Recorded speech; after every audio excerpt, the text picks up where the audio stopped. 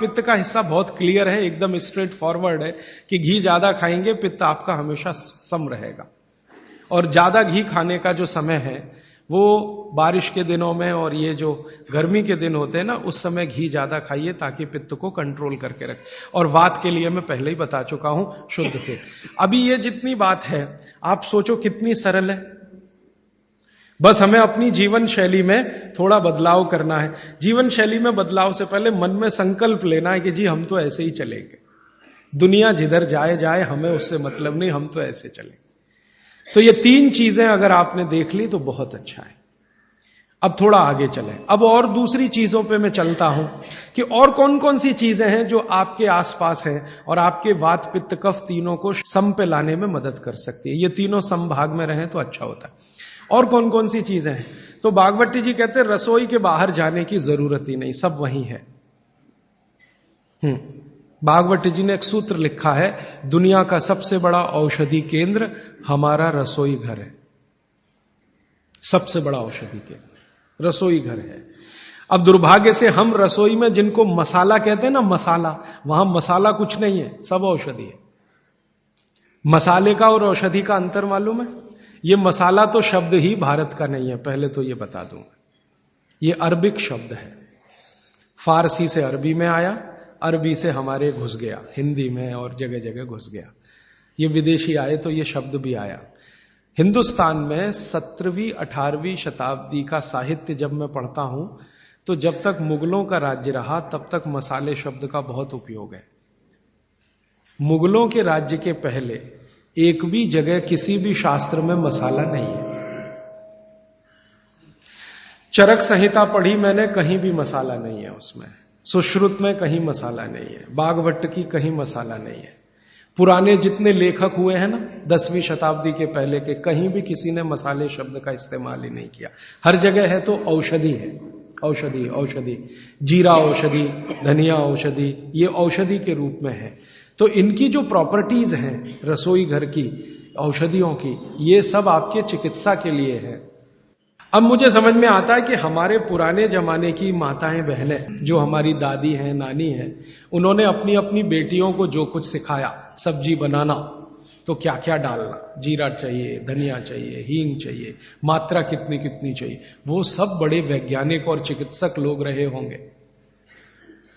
क्योंकि रोज हमारे शरीर में वात पित्त कफ की स्थिति सम और असम होती रहती है। आप जानते हैं सुबह जो है ना वात ज्यादा होता है शरीर में, सुबह सुबह, दोपहर को पित्त ज्यादा होता है, शाम को कफ ज्यादा होता है। तो ये पूरे 24 घंटे में ऊपर नीचे होता रहता है। तो 24 घंटे में जो वात पित्त कफ ऊपर नीचे होता रहता है, तो सब्जियों में उसी के हिसाब से औषधियां डाली जाती है। जैसे दोपहर की सब्जी बने, दोपहर की, तो मेरी दादी को मैंने देखा था कि दोपहर की सब्जी बनाएगी तो अजवाइन जरूर डालेगी उसमें, और वही सब्जी रात को बनाती थी तो अजवाइन नहीं डालती थी।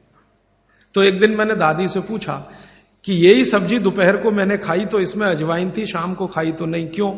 तो उसने उत्तर तो नहीं दिया। तो उसने कहा मेरी मां ने ऐसा सिखाया। बस बात खत्म हो गई। अब उस समय मैं भी मान लिया कि ठीक है, उसकी मां ने सिखाया। अब जब मैंने काम शुरू किया ये चिकित्सा पर, तब मेरे समझ में आया कि अजवाइन जो है पित्तनाशक है। घी के बाद, देशी गाय के घी के बाद जो सबसे ज्यादा पित्तनाशक दूसरी कोई चीज है तो वो अजवाइन है। और दोपहर को पित्त भड़कता है, आप जानते हैं, और वो स्वाभाविक है क्योंकि खाना खाने के लिए पित्त भड़कना ही चाहिए। तो उस समय अजवाइन डाली जाती है सब्जी में, क्योंकि दोपहर को ही शरीर को अजवाइन की जरूरत होती है पित्त को सम पे लाने के लिए।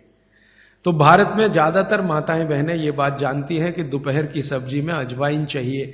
दोपहर का दही है ना, दही का मट्ठा, उसमें भी अजवाइन का बघार लगता है। दोपहर की जितनी भी चीजें हैं ज्यादातर अजवाइन ग्रस्त होती हैं या अजवाइन से बनती हैं, क्योंकि पित्त को सम पे रखना है।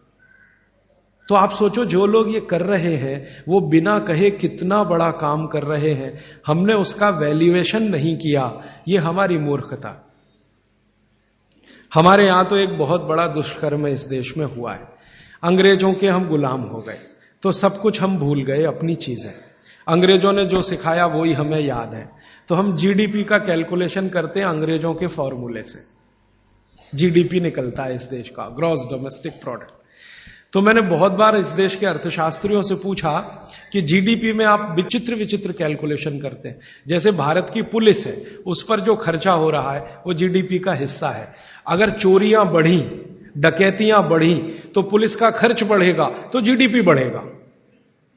और प्रधानमंत्री छाती ठोक के कहेगा मेरे जमाने में जीडीपी 10% से ऊपर बढ़ गया। सो व्हाट, पुलिस का खर्च बढ़ गया, माने चोरियां बढ़ गई, डकैतियां बढ़ गई, अत्याचार बढ़ गए, अनाचार बढ़ गए, तो जीडीपी बढ़ गया, तो क्या बड़ी बात है। तो हमारे जो जीडीपी के कैलकुलेशन है बड़े विचित्र हैं। इसमें चोरी हो, डकैती हो, लूट मारी हो तो जीडीपी बढ़ेगा, लेकिन माताएं बहनें घर में जो करती रहती हैं वो जीडीपी में है ही नहीं, कैलकुलेशन ही नहीं है उसका। भारत सरकार कोई कैलकुलेशन नहीं करती कि किसी माँ ने 1 किलो पापड़ बना दिए तो जीडीपी बढ़ा कि नहीं, तो कहते हैं जी मालूम नहीं बढ़ा कि नहीं बढ़ा, क्योंकि कैलकुलेशन नहीं है। किसी माँ ने दाल की बड़ी बना दी, 5 किलो दाल की, तो जीडीपी बढ़ा कि नहीं बढ़ा। आपका मन क्या कहता है, बुद्धि क्या कहती है, बढ़ा कि नहीं बढ़ा। किसी ने बड़ी बना दी, किसी ने पापड़ बना दिए, किसी ने कुछ बना दिया, किसी ने गोंद के लड्डू बना दिए, किसी ने मावे का कुछ बना दिया, तो जीडीपी तो बढ़ ही रहा है, लेकिन हम कैलकुलेट नहीं कर रहे हैं उसको, क्योंकि अंग्रेजों के यहां महिलाओं का किया हुआ काम महत्व का नहीं माना जाता। अंग्रेजों के यहां ये जो अंग्रेज जात है ना दुनिया में, ये महिलाओं के किए हुए काम को काम ही नहीं मानती। आपको मालूम है 2000 साल यूरोप में महिलाओं को पुरुषों से हमेशा कम वेतन मिलता रहा, और आज भी है ये कई देशों में। वो मानते ही नहीं कि इनका कोई काम है। क्यों? वो महिलाओं में आत्मा नहीं मानते। हां, यूरोप का सबसे बड़ा दार्शनिक है प्लेटो, वो कहता है कि स्त्रियों में आत्मा ही नहीं होती, आत्मा सिर्फ पुरुषों में होती है। तो स्त्री जो करे वो बेकार है, पुरुष जो करे वो ही अच्छा है। तो उनके यहां से ये कैलकुलेशन हमारे यहां आ गया कि स्त्री कुछ भी करे तो काम ही का नहीं। तो अंग्रेजों का 200-250 साल जो राज चल गया उसमें हम सब के दिमाग खत्म हो गए, सोचना विचारना बंद हो गया, तो हमने भी वही मान लिया। मैं अब इसको बदलना चाहता हूं और मैं ये समझना चाहता हूं और समझाना चाहता हूं कि स्त्रियां जो कर रही हैं वो किसी डॉक्टर से कम नहीं है। बस अंतर इतना है कि डॉक्टर को आप फीस देकर उससे एडवाइस ले रहे हैं, हमारी दादी नानी फोकट में वही एडवाइस दे रही है, धनिया खाओ, जीरा खाओ और ये अजवाइन खाओ, आपके पेट की गैस खत्म हो जाएगी।